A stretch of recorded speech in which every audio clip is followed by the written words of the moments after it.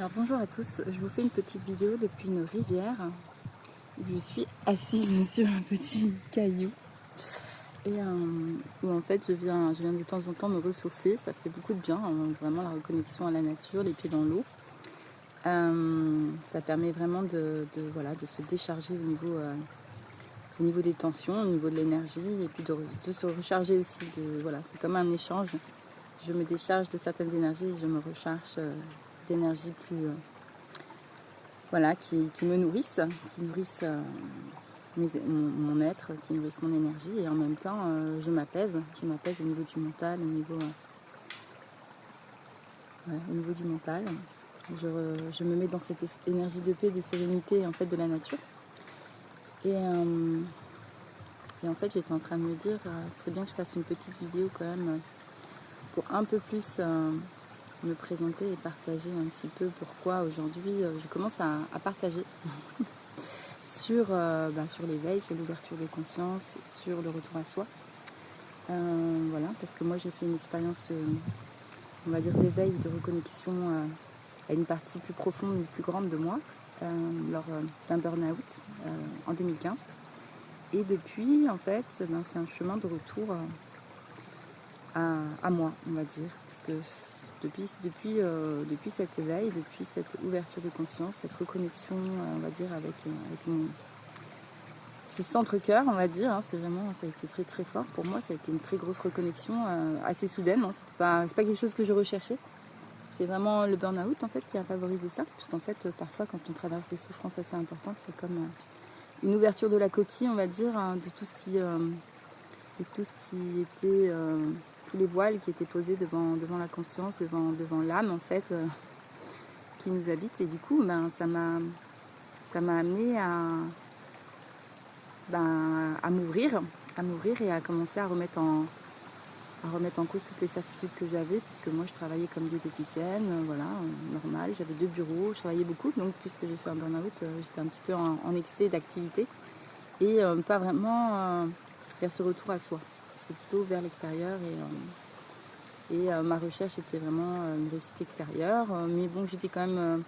moi je travaillais comme diététicienne, donc quand même j'avais une ouverture par rapport au bien-être, à la santé et puis à prendre soin des autres également quand même et à essayer de trouver voilà, une certaine qualité de vie. Mais il y avait beaucoup de choses qui étaient lourdes et je suis passée par pas mal de périodes de dépression, par pas mal de périodes difficiles ou des échecs dans des relations.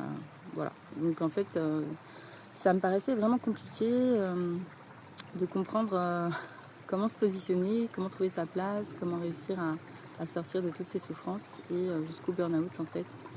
Et cette reconnexion qui en fait m'a un petit peu permis de respirer, parce qu'en fait je pense que depuis toute jeune, assez rapidement, j'ai vraiment eu un problème de sens. J'avais vraiment besoin de comprendre ce qu'on faisait là et je me souviens très bien que je me disais mais à quoi ça sert d'apprendre tout ce qu'on apprend si c'est pour mourir après. Je vois pas l'intérêt. En fait, j'avais une sorte de rébellion et j'étais assez réfractaire à suivre le mouvement parce que je me disais il n'y a aucun sens en fait. Il n'y a aucun sens. Pour moi, il n'y avait vraiment aucun sens. Mais bon, comme je me disais il y a forcément autre chose au fond de moi, mais même si j'allais pas creuser vraiment, mais je me disais il y a forcément autre chose. Et avec ce burn-out et cette ouverture de conscience, la première chose en moi, ça a été, voilà, ouf, effectivement, il y a bien autre chose et la vie, c'est pas juste ce qu'on me raconte. Il y a vraiment quelque chose de plus grand. Et on n'est pas ce que l'on croit. Et ça a été quelque chose de... Ça a été vraiment, une libération. Ça m'a sauvée, mais je dirais quand même parce que c'était... je pense que j'aurais continué à avancer bon an, mal an, parce que j'avais quand même quelque chose, une volonté de vivre, mais en fait, il y avait quand même une très grande souffrance. Et on va dire que ça a fait sauter le bouchon et en fait, il y a eu une libération au niveau des tensions quand il y a eu cette reconnexion et vraiment une libération de mes peurs du existentiel, on va dire.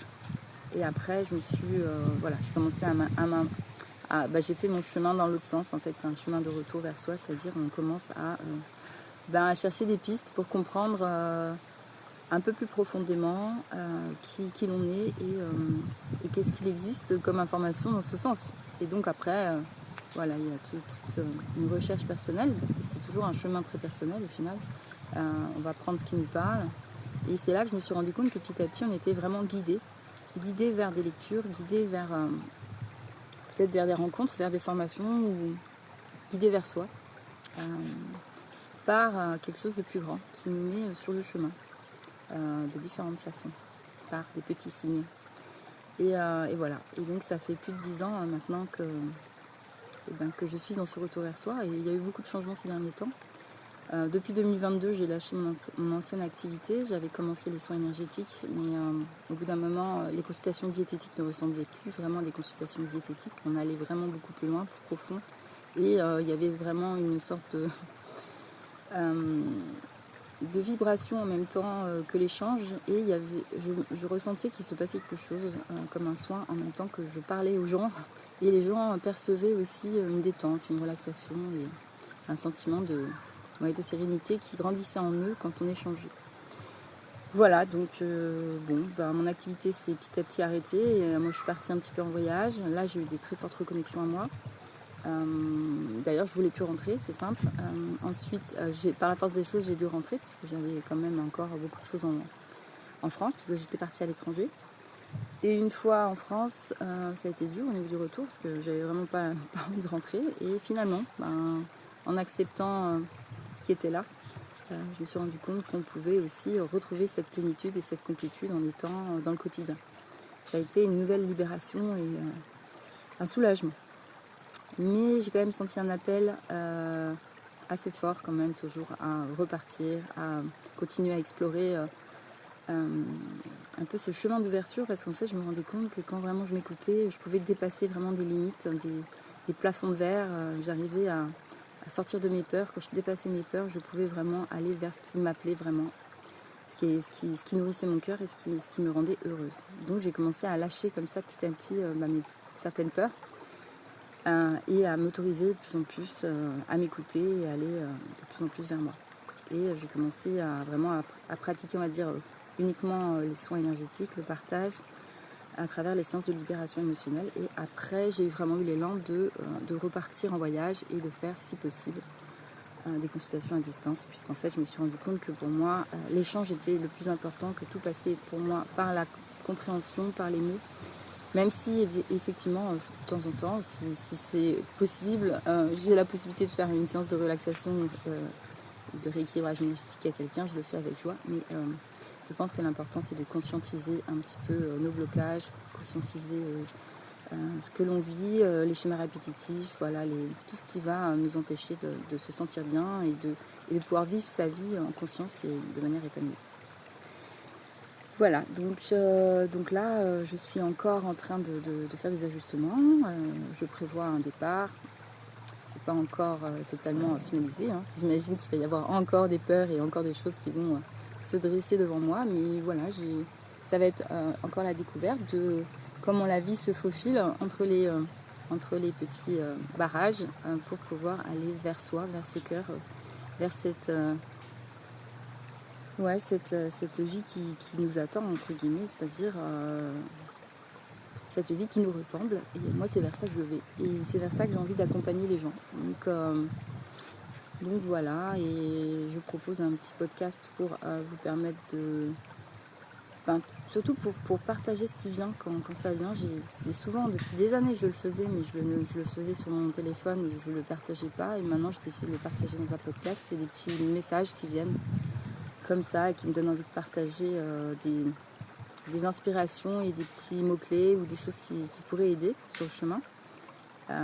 Des expériences peut-être aussi.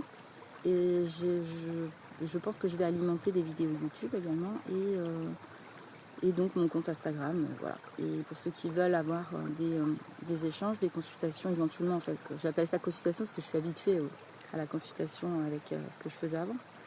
Mais oui, en fait, je fais des accompagnements en fait parce qu'en fait, spontanément, ça s'est révélé comme ça en fait que mon énergie en fait aujourd'hui que je porte, parce qu'il y a eu, en fait, on a chacun une énergie qui est différente et notre énergie, elle apporte toujours quelque chose à la vie, quoi.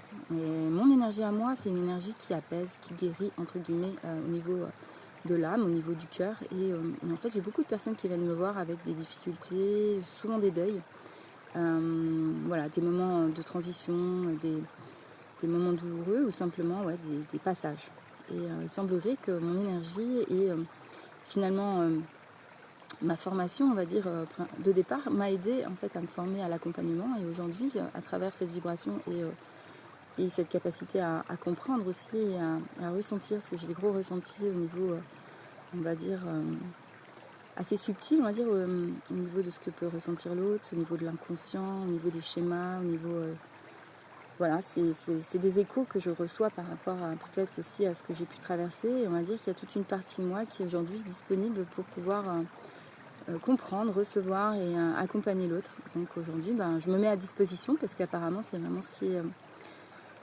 ce qui m'est proposé aujourd'hui. Et en fait, j'accepte d'aller dans cette direction puisque j'ai plus du tout l'élan de continuer ce que je faisais avant.